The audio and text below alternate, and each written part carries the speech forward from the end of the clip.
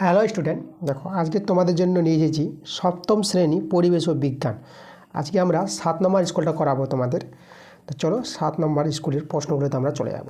দেখো আমাদের যে প্রশ্নগুলো আছে 1 নম্বর বলছে, চুম্বকের জ্যামিতিক দৈর্ঘ্য যদি 1 সেমি হয় তবে চৌম্বক দৈর্ঘ্য হবে কত? তো আমরা জানি যে চুম্বকের জ্যামিতিক দৈর্ঘ্য চুম্বক দৈর্ঘ্য যে পাওয়া যায়, চুম্বক দৈর্ঘ্য সমান সমান হয় চুম্বক জ্যামিতিক দৈর্ঘ্যের এই যে 0.86 গুণ, এত গুণ। তাহলে 1 সেমি যদি হয় দৈর্ঘ্যটা, তাহলে আমাদের হবে 0.86 সেমি। তো অ্যান্সারটা আসবে আমাদের বি নাম্বার। আচ্ছা, 2 নম্বর প্রশ্ন দেখো, আমাদের এখানে বলেছে শূন্যস্থান পূরণ করো। ইলেকট্রিক কলিং বেলে ড্যাশ ব্যবহৃত হয়। তো ইলেকট্রিক কলিং বেলে তড়িৎ চুম্বক ব্যবহৃত হয়, এটা তোমরা জানো। তো তোমরা লিখে দেবে এখানে তড়িৎ চুম্বক।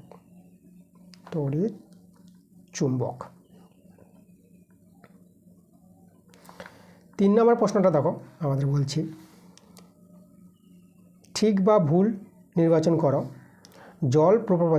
জলপ্রপাতের শক্তি থেকে তাপবিদ্যুৎ উৎপাদন করা সম্ভব। দেখো, জলপ্রপাতের শক্তি থেকে তাপবিদ্যুৎ তৈরি করা হয় না, জলবিদ্যুৎই উৎপন্ন করা হয়।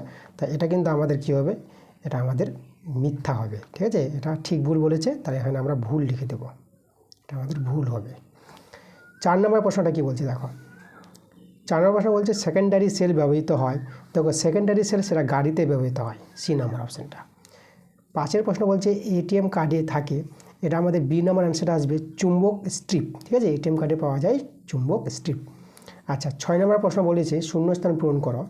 তো আমাদের দেখো প্রশ্নটা কী বলছে, সূচিচিত্র ক্যামেরায় বস্তু ও ক্যামেরার মধ্যে দূরত্ব একই রেখে ক্যামেরার দৈর্ঘ্য বাড়ালে প্রতিকৃতি কী হবে? প্রতিকৃতি বড় হবে। ঠিক আছে, তুমি এখানে লিখবা বড় হবে, প্রতিকৃতি বড় হবে। 7 প্রশ্নটা আমরা চলে যাব। 7 নম্বর প্রশ্ন দেখা বলছে, আবার ঠিক বা ভুল নির্বাচন করতে বলেছে।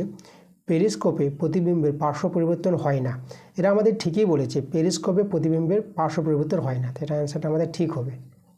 ঠিক আছে, দেখো পার্শ্ব পরিবর্তন কোথায় হয়? আয়নায় প্রতিবিম্বের পার্শ্ব পরিবর্তন হয়, কিন্তু পেরিস্কোপে প্রতিবিম্বের পার্শ্ব পরিবর্তন হয় না। তো এটা ঠিকই বলেছে কথাটা।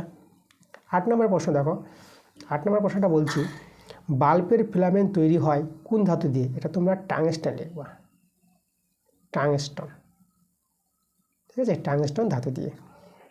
আচ্ছা, এরপরে বড় প্রশ্নগুলো আছে, তোমরা বড় প্রশ্ন বই থেকে পেয়ে যাবা। তো আমরা চলে যাব লাইফ সায়েন্সে।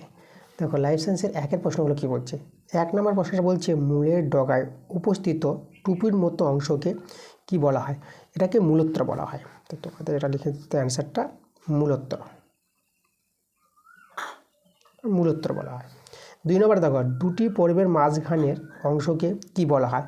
যেটা পর্বমধ্য বলা হয়। ঠিক আছে, তোমরা এখানে লিখবা পর্বমধ্য।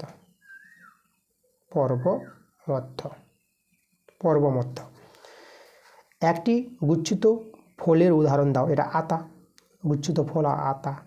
তো এখানে তোমরা আতা লিখবা। পরের প্রশ্ন দেখো, একটি আদর্শ ফুলের কয়টি অংশ থাকে? তাহলে তোমরা লিখবা 5টি। একটি আদর্শ ফুলের কয়টি অংশ থাকে? 5টি। সেপটিক ট্যাঙ্কের ভিতর থেকে যে বিষাক্ত গ্যাসটি নির্গত হয় তার নাম কি?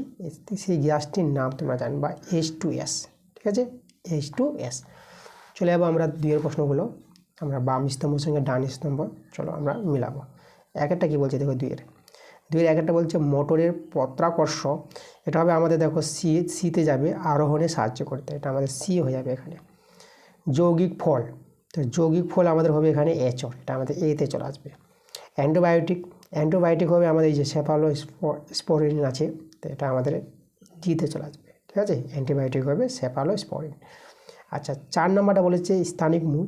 তাহলে 4 নম্বরে দেখো স্থানিক মূলটা আমাদের আসবে এই যে দুর্বাঘাস আছে, দুর্বাঘাসে স্থানিক মূল দেখা যায়। তো এটা আমাদের চলে আসবে বি নাম্বার। এরপরে বড় প্রশ্নগুলো আছে, বড় প্রশ্নগুলো বই থেকে পেয়ে যাবা। আমি তোমাদের ছোট প্রশ্নগুলো অবজেক্টিভ টাইপের প্রশ্নগুলো করিয়ে দিলাম।